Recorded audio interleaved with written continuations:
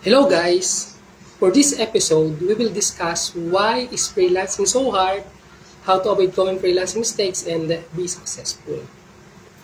The promise of ultimate freedom and working anywhere and anytime you want is just so appealing, causing many to jump in without carefully thinking about it.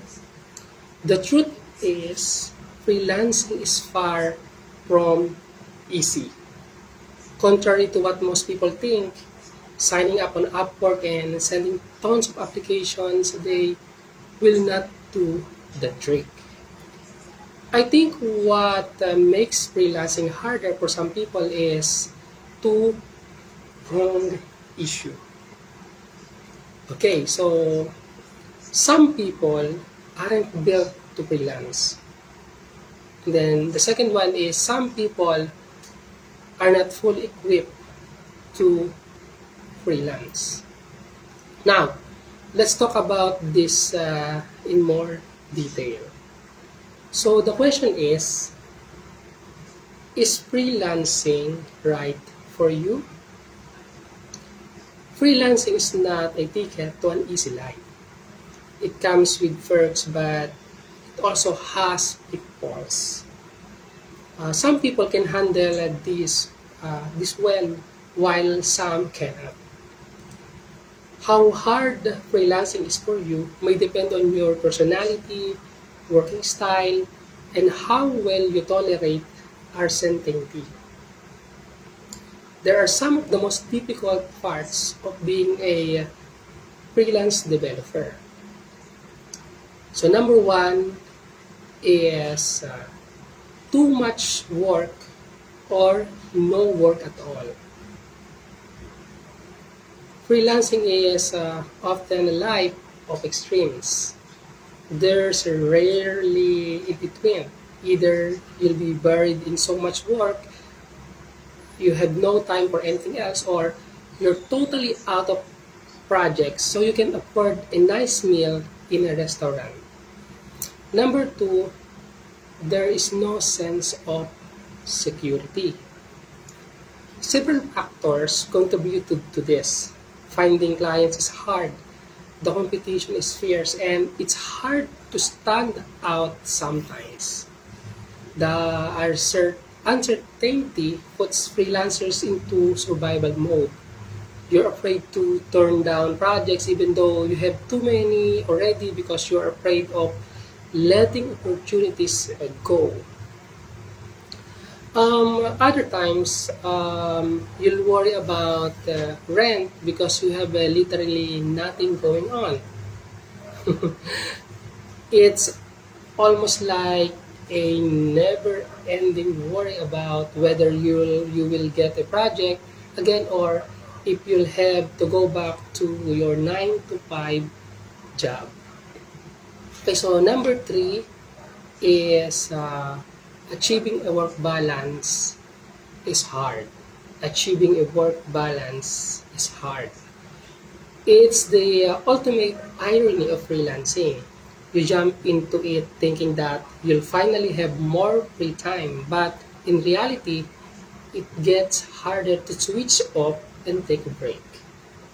It might be Saturday morning and you receive an email from a potential client asking to see your portfolio. Will you pass the chance up? The inability to let things wait stems from the lack of security. Since you're working from home or anywhere, the line between work and life gets blurred and you end up mixing the two. Plus, you don't have a team to help you. Suddenly, you're an accountant or administrative staff, networker, scheduler, marketer, salesperson, project manager, and you have to do everything on your own. Number four is managing yourself is also hard.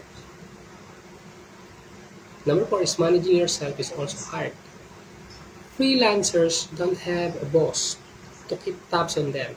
So getting tasks done on time requires a greater deal of self-control. You'll never know how tempting a bed is in a cozy rain afternoon until you have to just between snuggling up or finishing a task. And because you have no website access restrictions, that quick check of your Instagram feed can quickly turn into a 2 hour scrolling and watching cute dog videos, and that new Netflix series seems so interesting. Some days you're going to be filled with productivity mana from the skies, but some days you won't. It's just a part of freelancing. Okay, number five is difficult client relationships. Number five is difficult client relationships.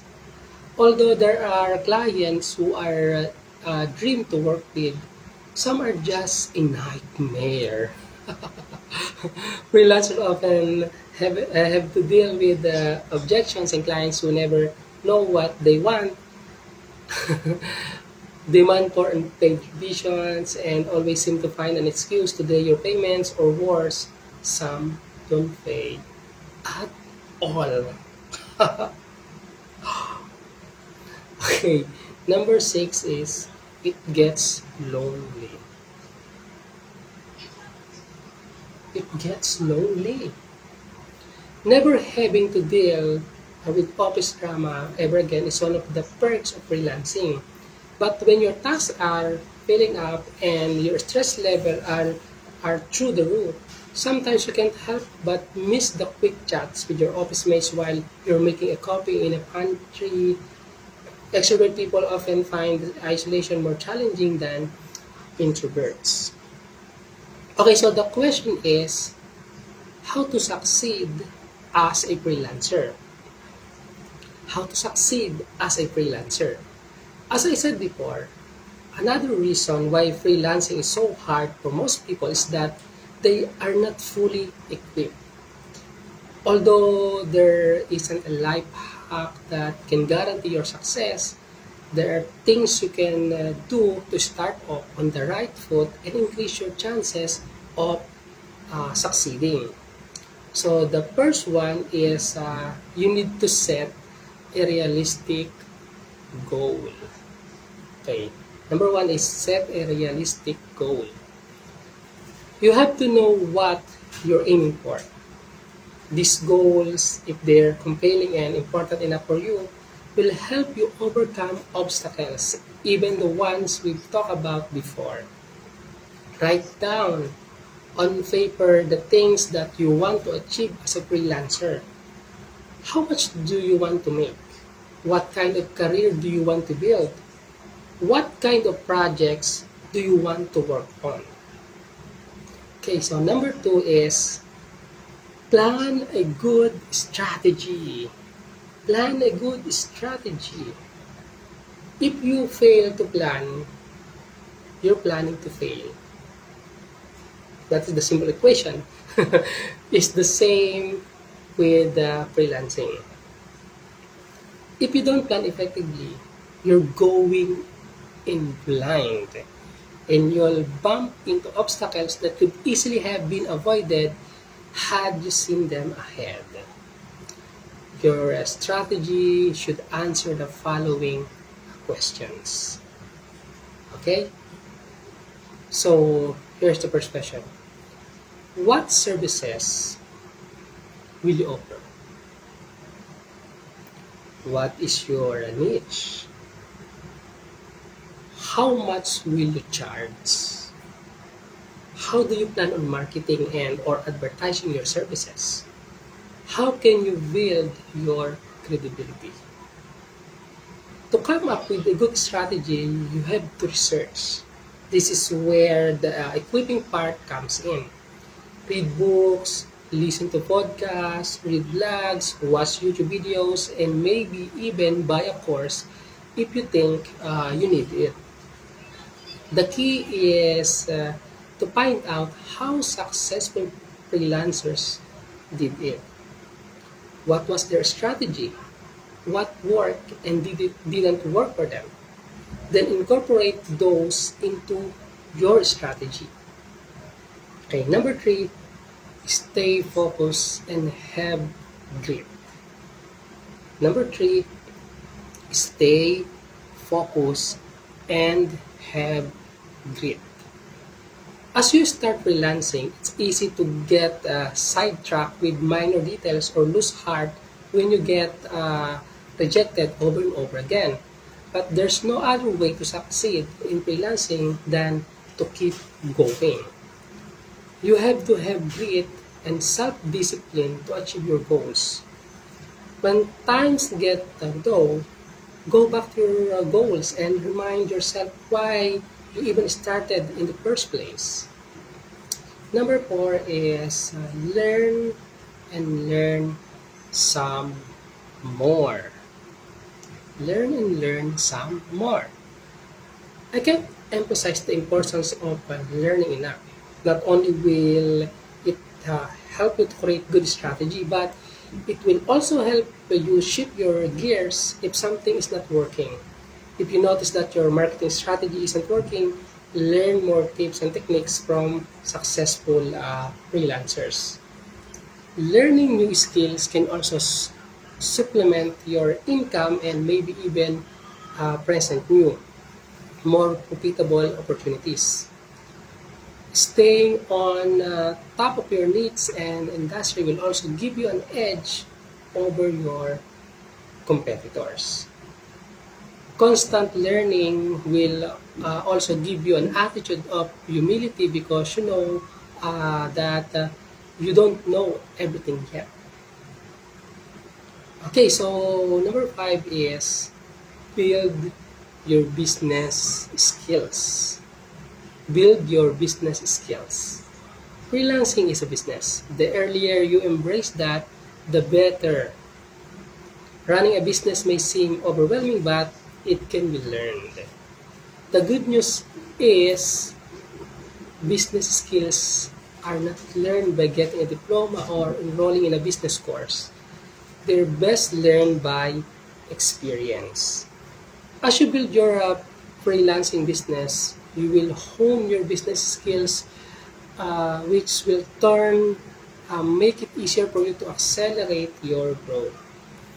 You will learn how to market yourself effectively, how to write amazing proposals, how to connect with people, and even how to deal with procrastination and stress. In other words, if you maintain an attitude of grit and constant learning, you will have a high chance of succeeding. Okay, number six, build the right kind of revenue. Build the right kind of revenue. There are two kinds of income that I like most, recurring and passive. Recurring income is the perfect solution for the phase and the famine cycle of freelancing. Instead of charging a one-time fee, what if you could charge recurring monthly fees? This can be done with a bit of strategizing. What kinds of services do your clients need monthly, and which of these services can you provide to them? Let's say you are a freelance web developer. Your forte is websites.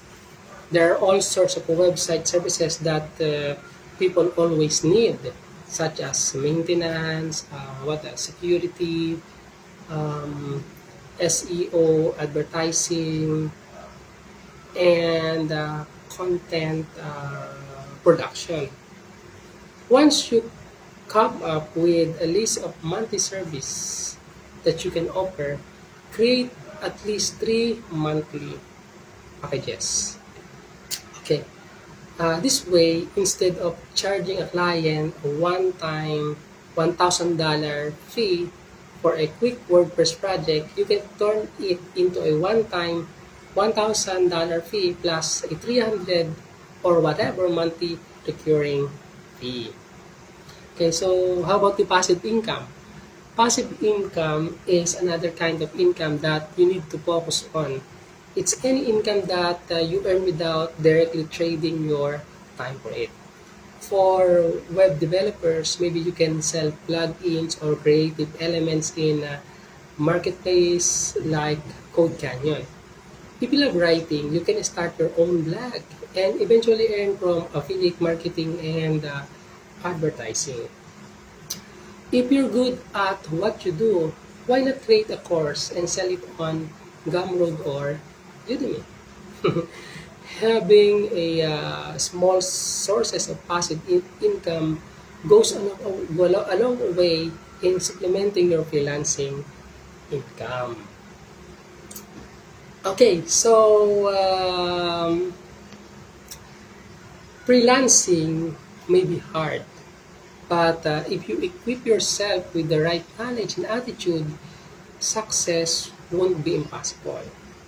There's always a way to overcome an obstacle if you plan ahead and try hard enough. Okay, so guys, I hope you learned something from this episode. You can do it, my freelancing friend. Thank you so much again for watching. I'm on your social media manager. So, goodbye.